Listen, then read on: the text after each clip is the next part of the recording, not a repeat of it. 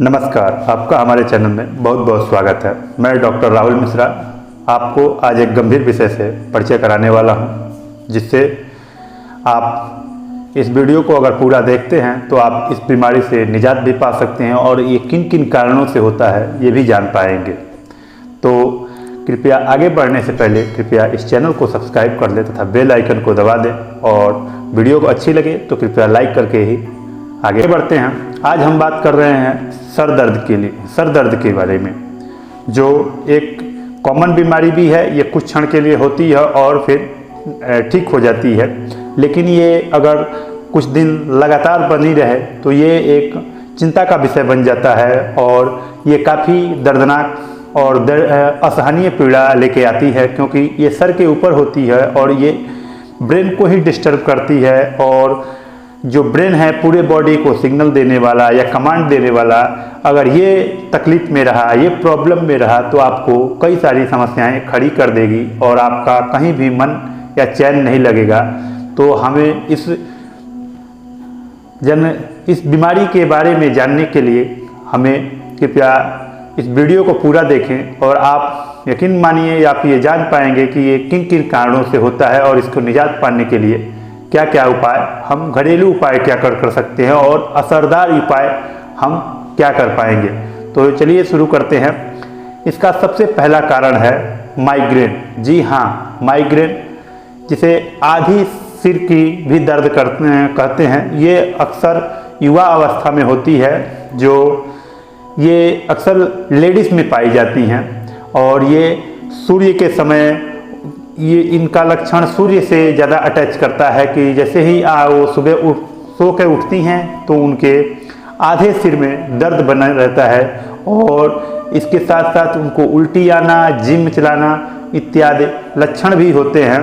ये आधे सर को पकड़ के रखती है, या तो ये बाएं साइड होगी या फिर दाएं साइड होगी। ये पूरी तरह से पूरे शरीर में नहीं रहती, ये आधे सर में रहती है।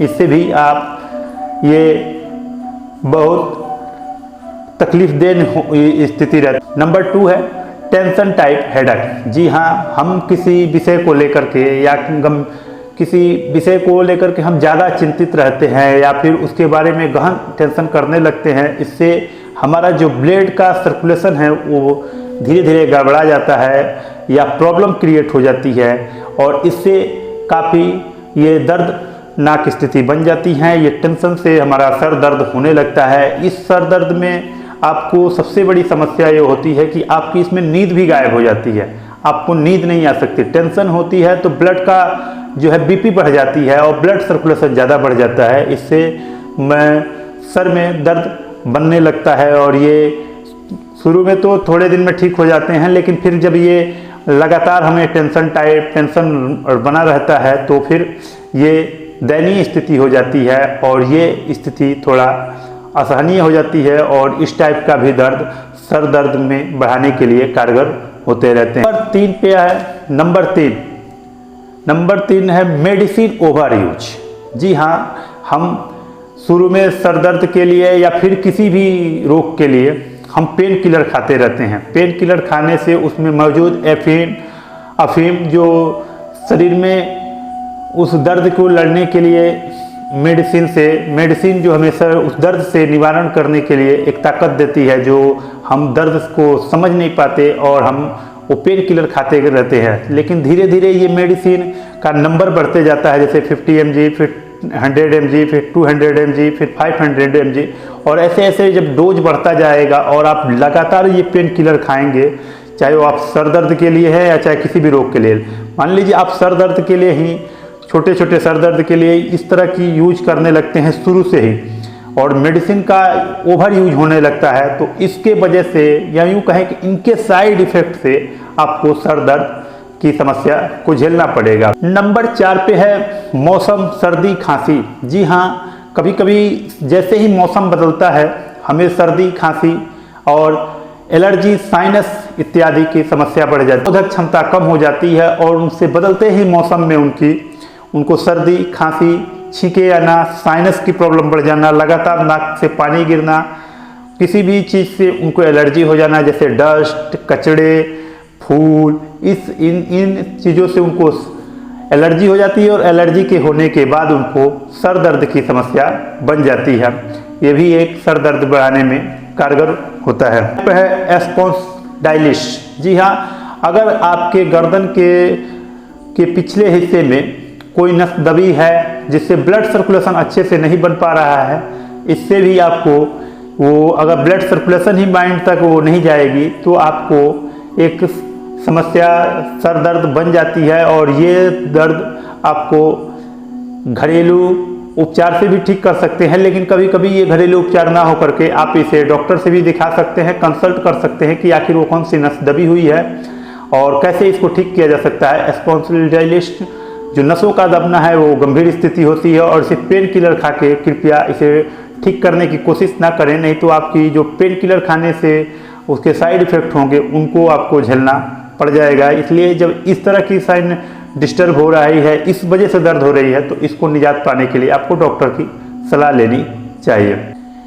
नंबर 6 पे आता है मेनिंजाइटिस।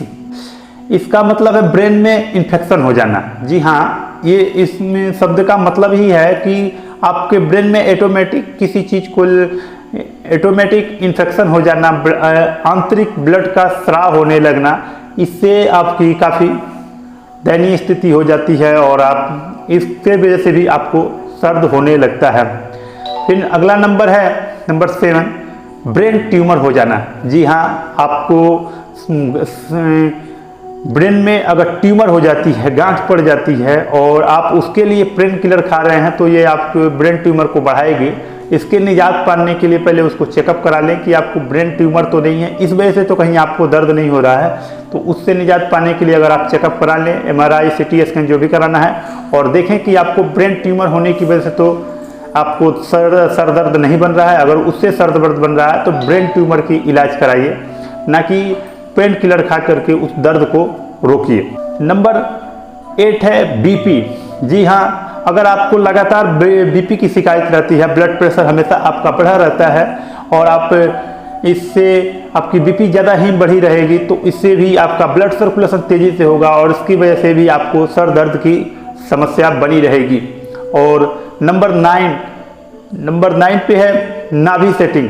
जी हाँ, आप जानते हैं कि आयुर्वेद में नाभि सेटिंग का बहुत महत्व है, नाभि के केंद्र को माना गया है और ये नाभि अगर विकृत हुई तो आपको कई सारी समस्याओं से जूझना पड़ सकता है, क्योंकि ऐसा है माना जाता है आयुर्वेद के अनुसार कि 72,000 नाड़ियों का समावेश नाभि के केंद्र पे रहता है। तो अगर आपकी कोई नस खिंच जाती है या तनाव में आ जाती है तो उसके वजह से भी आपको सर दर्द होने लगता है और ये सर दर्द कहीं पकड़ नहीं पाते हैं आप लोग और सीधा सीधा पेन किलर खाते रहते हैं, तो ये काफ़ी दयनीय स्थिति है। और अगर आपको सर दर्द होता है तो पहले आप नाभि सेटिंग कर लें, नाभि चेकअप करा लें। अगला नंबर है गैसेस का बनना। अगर आप भोजन कर रहे हैं या फिर किसी भी कारणों से आपको अगर गैसेस बन रही है और गैस आपके सर की तरफ जा रहा है तो आपको सर दर्द की समस्या से जूझना पड़ सकता है। अगला नंबर है मोबाइल। जी हाँ, आप ये अच्छे से जानते हैं कि हमारा जो लाइफ स्टाइल है काफ़ी मोबाइल से अटैच रहता है, मोबाइल और लैपटॉप से यूज रहते हैं। गैजेट तो हमें काफ़ी सुविधाएं प्रोवाइड करती हैं, लेकिन उसके साथ साथ कुछ खामियां भी आती हैं। मोबाइल से निकलने वाले रेडिएशन जो है आपको दिमाग को प्रभावित करते हैं और धीरे धीरे ये रेडिएशन आपके सर दर्द का कारण बन सकता है। तो ये कुछ मुख्य कारण थे जो सर दर्द को इम्प्रूव करते हैं। और अगर आप इन चीज़ों से आप भली बात चेक कर लें कि आप किन चीज़ों से प्रभावित हैं, फिर उनका निजात पाने की कोशिश करें। हाँ, ये वीडियो थोड़ी लंबी हो गई है, इसलिए हम अगले वीडियो में एकदम कारगर और आज तक किसी ने नहीं बताई होगी ऐसी दवा बताएंगे जिसमें इन सभी से निजात पाने की आपकी ब्रेन को शक्ति मिल जाएगी और आप इन सभी चीज़ों से आप मुक्ति पा जाएंगे। तो कृपया अगला वीडियो मिस ना करें। आपको निजात पाने के लिए एकदम सरल और घरेलू उपचार और एकदम अच्छी उपचार 2 से 3 उपचार आपको ऐसे बताएंगे जो अभी तक YouTube पर किसी ने नहीं बताई होगी। अगर अभी तक आपने हमारी चैनल को सब्सक्राइब नहीं किया है तो कृपया चैनल सब्सक्राइब कर लें तथा बेल आइकन को दबा लें, ताकि अगली वीडियो जो ब्रेन से रिलेटेड, ब्रेन के दर्द को निवारण के लिए, उनको ठीक करने के लिए जो वीडियो बनाई जाएगी तो आपके पास उसका नोटिफिकेशन सबसे पहले आपके पास पहुँचे। नमस्कार, जय हिंद।